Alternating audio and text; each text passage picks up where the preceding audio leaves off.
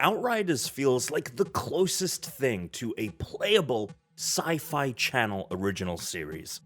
It has some really cool concepts, but the moment-to-moment writing is incredibly hit or miss.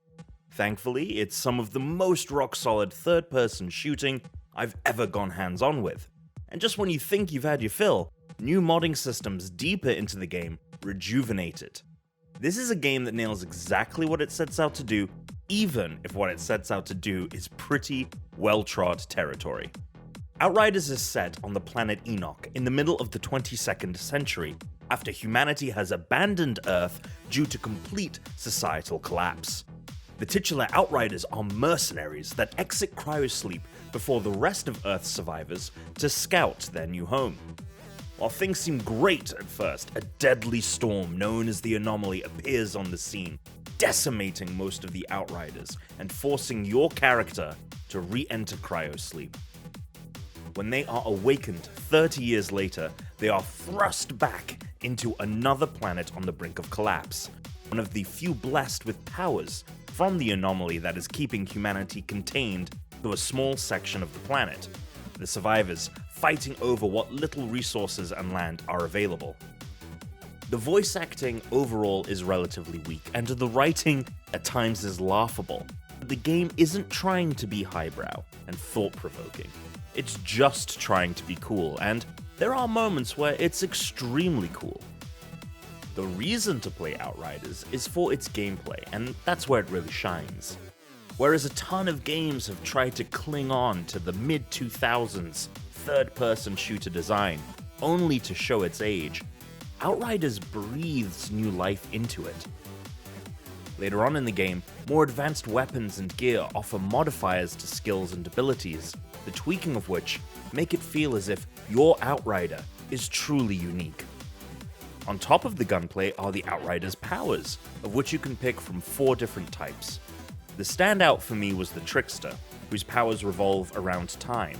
I've played around with the fire abilities of the Pyromancer, the tank that is the Devastator, and the Technomancer that excels at long range.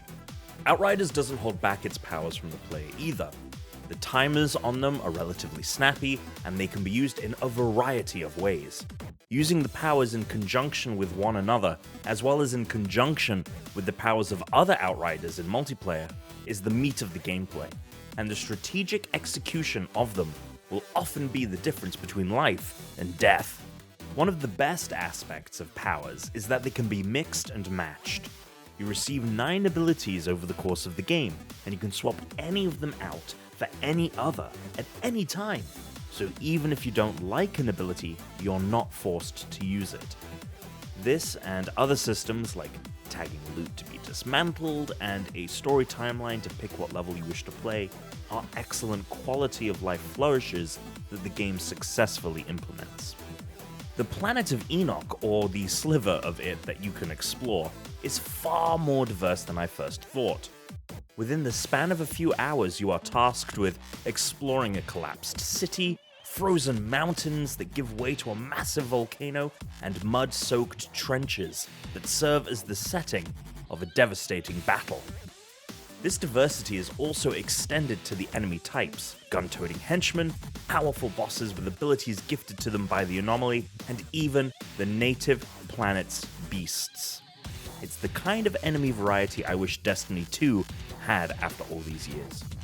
Stepping into a new area, learning its layout, and understanding the enemies that will be thrown at you and their abilities feels like a meta puzzle that you need to solve in order to complete it and move on to the next objective without getting overrun. The most disappointing aspect of Outriders has been the fact that during the first week, it's been very tough to play. In the first few days, it was almost impossible to connect to the game's servers, and even if you did, there was a high likelihood you would disconnect. That speaks to how popular the game has been at launch, and these kinds of things are to be expected, but it does beg the question: why is this game always online? It's not been marketed as a game as a service, so why do I need to be online if I only want to play single player? Why can I not pause the action if I'm playing by myself?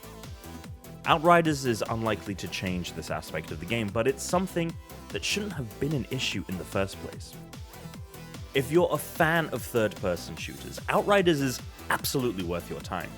It doesn't reinvent any wheels, but it polishes a few of them and keeps the rest in half-decent shape.